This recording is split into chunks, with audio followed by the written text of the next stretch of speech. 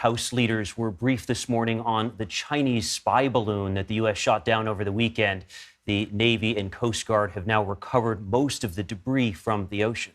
Now, the balloon has been linked to Chinese surveillance military operations in other countries. CBS News national security correspondent David Martin interviewed U.S. Secretary of Defense Lloyd Austin about the incident. The low tech of a balloon didn't stand a chance against the high tech of American jet fighters.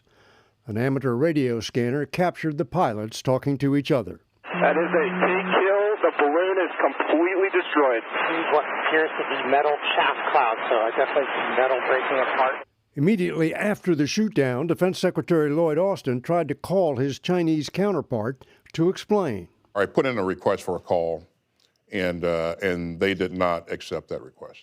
Speaking publicly for the first time about the incident, Austin told CBS News the Navy has recovered most of the balloon and is getting ready to bring up the pieces of the cameras and antennas it was carrying. We've mapped out the debris field, and now we'll go through detailed efforts to recover the debris that's on the ocean floor. Austin says the balloon's route took it past ballistic missile fields and a B-2 stealth bomber base. All of our strategic assets, we made sure that we were buttoned down and movement was limited and communications were limited so that we didn't expose any capability unnecessarily. By strategic assets, you mean the nuclear force? Mm-hmm.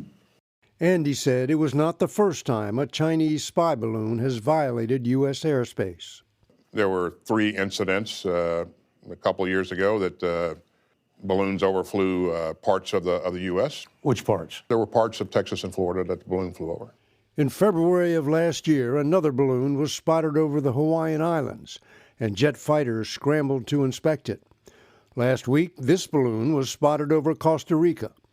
Chinese balloons have been violating airspace all over the world, much of the time without anyone noticing, until last week, when everybody noticed. David Martin is at the Pentagon for more on this story. David, I just want to start where there's so much talk about how low-tech all of this is, but it's remarkable they were able to evade observation from the U.S. Is there how much embarrassment is there at the Pentagon? Well, you got to remember that the American air defense system is designed to detect incoming bombers and missiles coming in over the North Pole, because that is the route that a nuclear bomber or missile fired by Russia or China or even North Korea would take if it were aimed at the United States.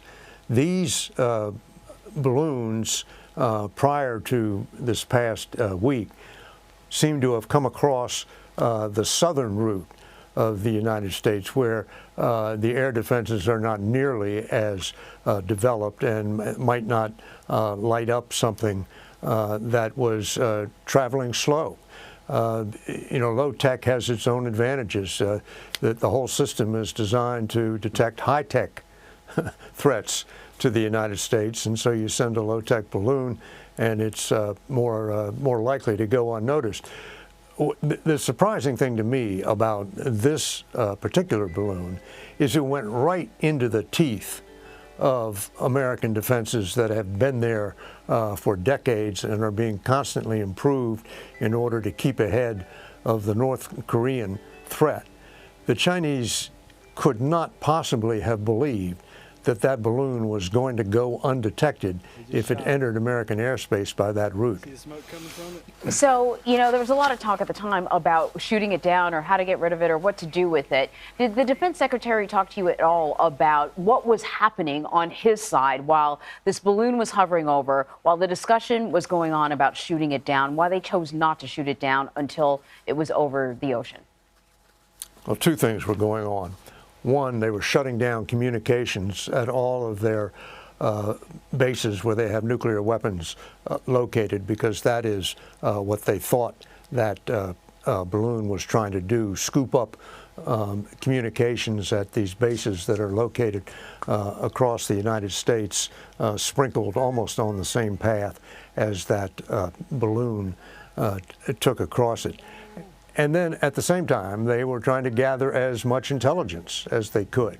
And they were doing that by sending up U-2 spy planes that can go as high as 60, 70,000 feet and getting right up next to it and taking high definition pictures of exactly what was on that balloon that was so important for the Chinese to send over the United States. There's one photo in particular that everybody's talking about, which we haven't seen yet, which is a U-2 pilot taking a selfie of himself up at 60, 70,000 feet with the balloon in the background. Incredible. That's one heck of a selfie. David Martin, thank you. Sure thing. Doing it